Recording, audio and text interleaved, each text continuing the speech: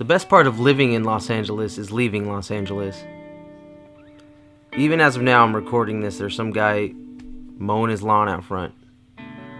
It's just noisy all the time. But once you're on the road, you get this feeling of freedom, like this is exactly where you want to be, and there's no better feeling than that.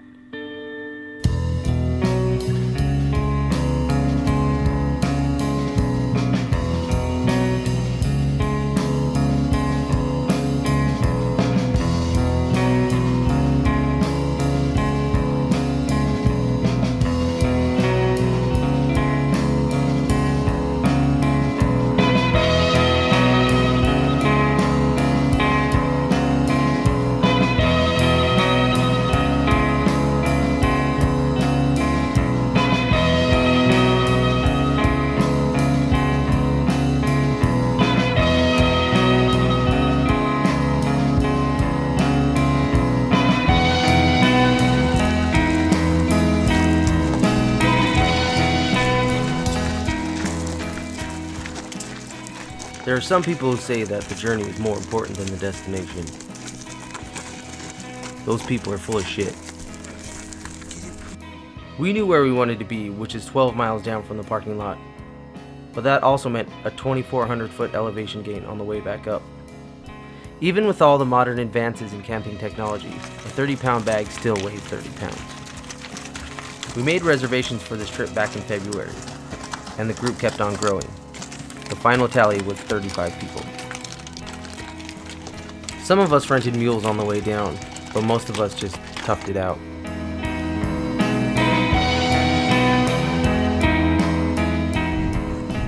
Our giant group broke up very quickly, as you can imagine.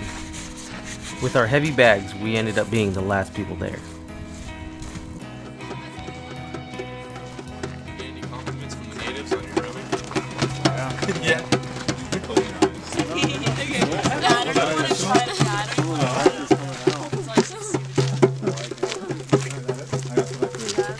I bet somebody thought they were hilarious putting up the sign, because we still had another hour to go.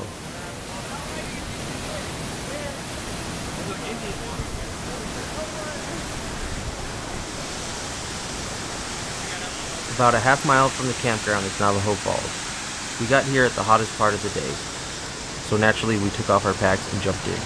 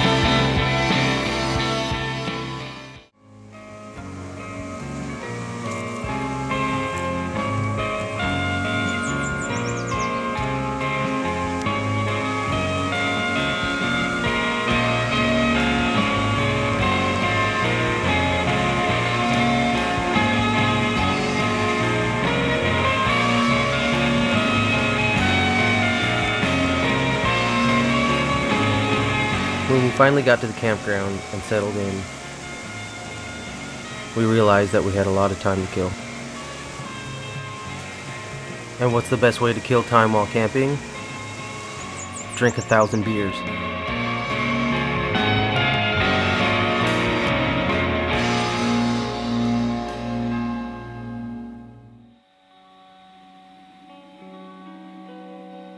I'm never hungover when I wake up in a tent. I think it has something to do with breathing in the mountain air while I sleep all night.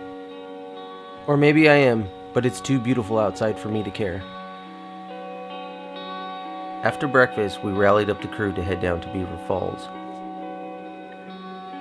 It's 2.5 miles from our campground, and we were told that it was a pretty straightforward hike. On the way to Beaver, we passed Mooney Falls. The trail down and around Mooney Falls goes through a set of tunnels. Then it leads to a series of ladders and chains. At 196 feet, Mooney Falls stands even taller than Niagara Falls. The defining word for this descent would be sketchy as hell.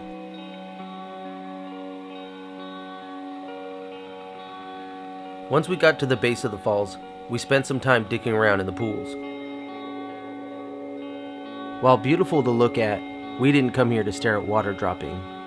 We came here to jump.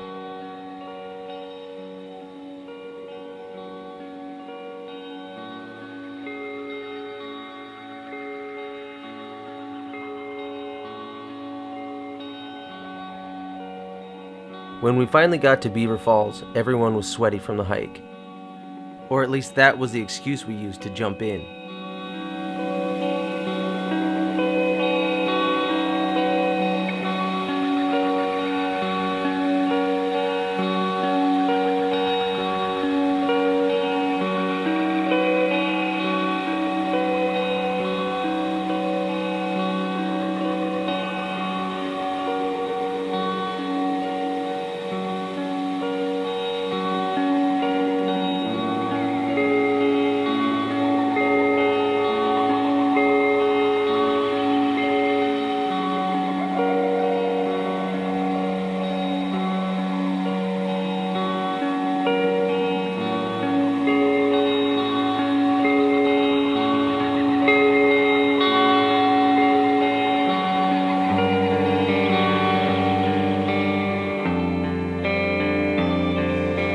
On the last day, we planned to jump Havasupai Falls.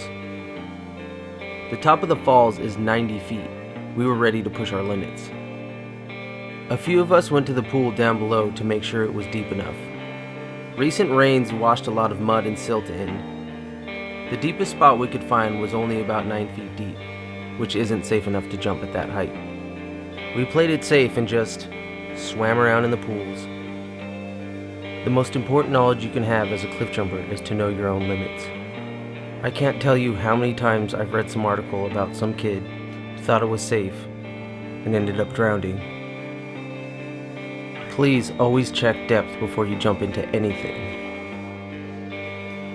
After spending an hour playing in the pools below, we decided to look for another spot. We had seen some photos and heard about a place called Hidden Falls. We went searching for it, and of course we found it.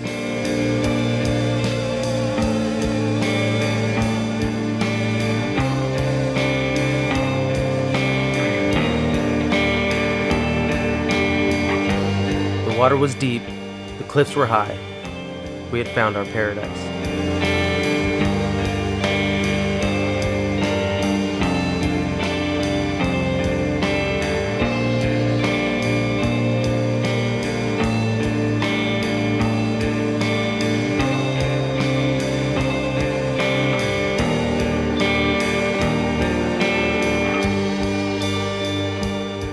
If you ask most people what superpower they would want, I'm sure flying would be at the top of the list.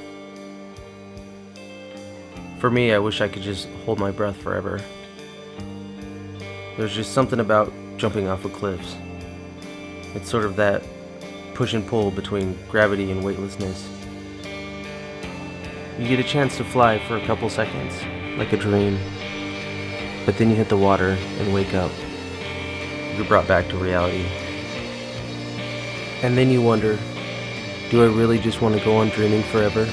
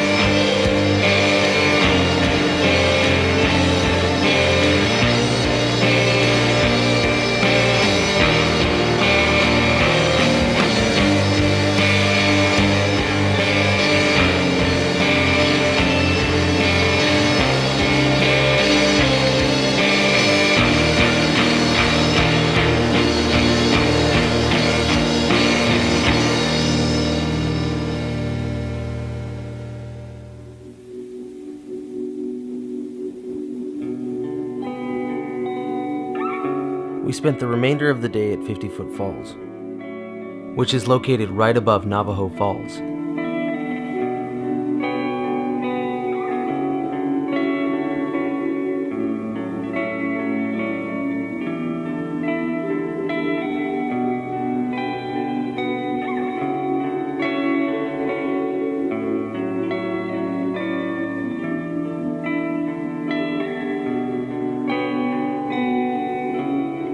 There's a secret cave behind the falls where we practice our shamanic medicine.